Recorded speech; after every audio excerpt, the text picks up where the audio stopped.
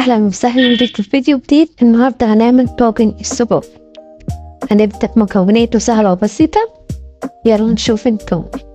عندي فلفل ألوان، صوص طماطم، شرائح بصل وشرائح توم، بقدونس نبتازين وفلفل حار، وعندي 500 جرام سجق بلدي. هنبدأ ندي لون للسجق، ياخد لون مش أكتر. نفس المكان هننزل بالبصل والفلفل الألوان، نديهم تشويحة لحد لما يتبانوا معانا.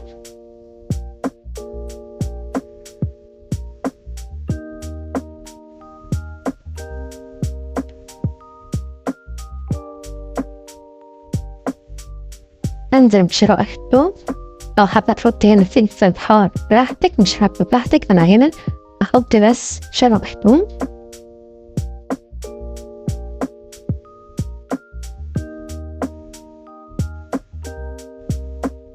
بعد كده حط ملح، معلقة ملح، معلقة فلفل اسود، ومعلقة بابريكا.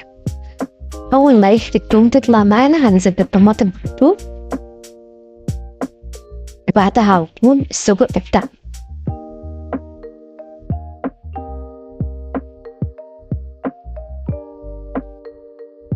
السجق طبعا اخد اللون بتاعه، نقلب، هنسيبهم على النار من 3 ل5 دقايق. هنبدأ نعمل الطاجن بتاعنا. عندي بطاطس مكعبات وعصير طماطم وثوم وفلفل حار،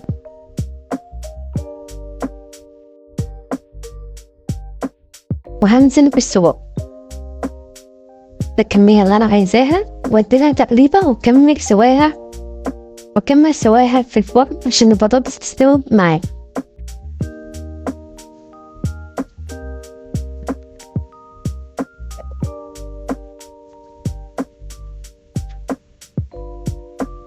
ده الطاجن جاهز عشان يدخل الفرن.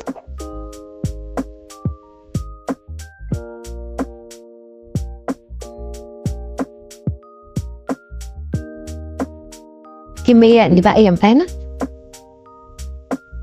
بجهزها،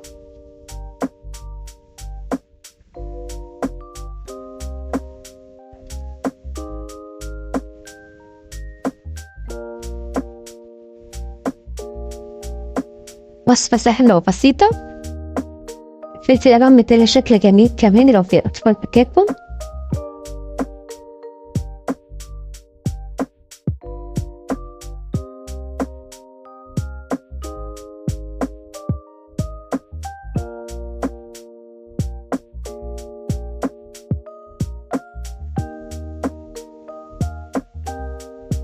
هنشوف الطاجن بتاعنا عامل ايه. الطاجن خلص.